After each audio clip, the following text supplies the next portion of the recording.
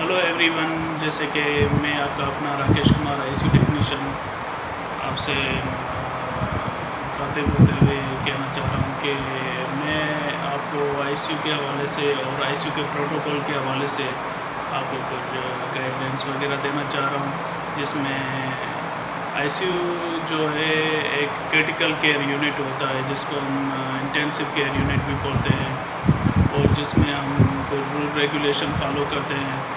और आईसीयू के जो मेन प्रोटोकॉल है, फर्स्ट आता है अपना एडमिशन क्राइटेरिया होता है, जिसमें हम अटेंड को फुली गाइडलाइंस देते हैं आईसीयू के हवाले से।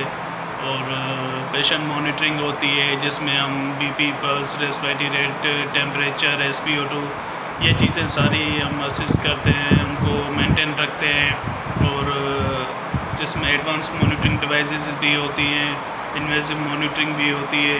थर्ड आता है वेंटिलेटर मैनेजमेंट। तो वेंटिलेटर मैनेजमेंट में हम ये देखते हैं पेशेंट को हम असेस करते हैं, जिसमें हम according to ABGs invasive non invasive ventilation पे पेशेंट को मैनेज करते हैं।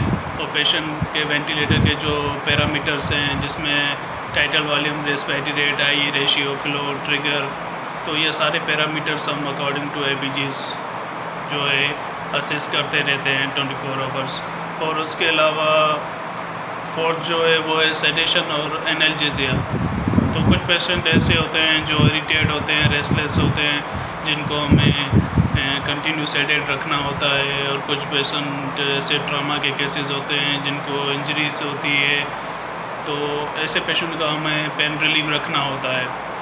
और उसके अलावा फिर जो है हमें इन्फेक्शन कंट्रोल करना होता है।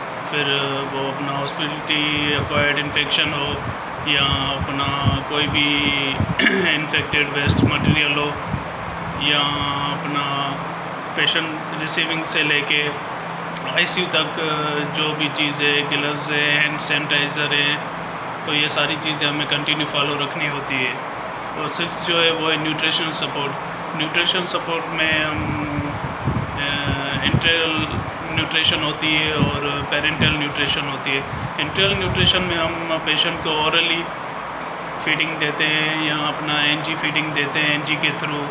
और उसके अलावा पेरेंटल न्यूट्रिशन जो होती है हम आईवी इन्फ्यूजन देते हैं, कार्बोहाइड्रेट जिसमें होता है, इलेक्ट्रोलाइट होते हैं, विटामिन्स होते हैं। तो ये सारी चीज़ें एक हम आईसीयू के प्रोटोकॉल में डेली रूटीन में 24 आवर्स ये हमें फॉलो करना होता है, फिर मॉर्निंग शिफ्ट हो, इवनिंग शिफ्ट हो या नाइट शिफ्ट हो।